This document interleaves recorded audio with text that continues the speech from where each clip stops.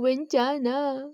Gwenchana yo, ding ding ding ding ding. Tit! Uuunahan ko na kagad kayo, baka sabihin niyo malaki yung braso ko. Iuuntog kita diyan. Iuuntog ko kayo, sige. Hindi ako magka-camping for today's video. Aalis ako ng bahay kasi magagawa ko ng mga content. Nagpapanggap na naman ako na may nagbibideo sa akin. Ayan na nga ba ang sinasabi ko, babalikan ko na yung cellphone ko. Kasi kung hindi ko yung babalikan, wala akong pang-video. Normal na sa amin tong mga content creator na walang taga-video. Naghahanap na nga ako ng pagpupwestuhan ko. Iniisip ko kasi kung pupunta ba ako sa ilog or dito na lang. O ano te, gagawa ka pa ba ng content or iikot-ikot ka na lang dyan sa gubat? At ayan nga, natanaw ko na rin niya ang ilog.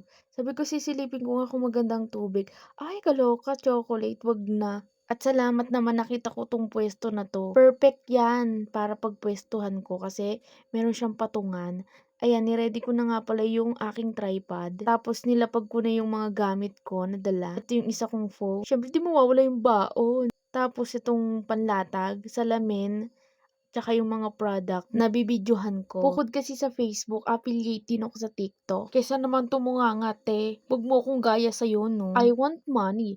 Many, many money. Many money, more gala. For the cloud chaser ang atake, be. Ano, te, di ka pa ba tapos dyan? Kaloka, ano ba naman tong nakapako? Grabe naman yan. Ba't naman may ganyan dyan? BTW guys, hindi kasi sa aking bagyan. Pinakilaman ko lang, ginamit ko lang naman, di ba?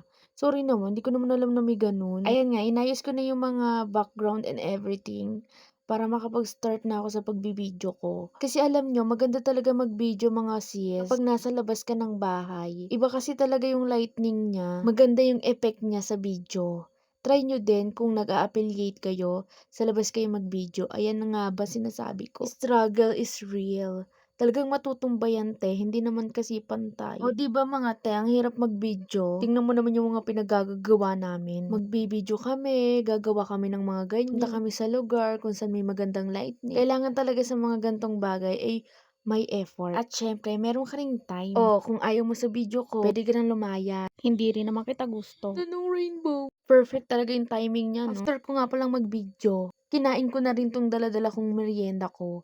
Kasi hindi pa ako nagla-lunch. Hayaan mo te, focus ka lang sa go. Pag may tiyaga, may sili. Pahingi po ng dalawa. Okay guys, hanggang dito na lang. Salamat sa panonood. Bukas ulit.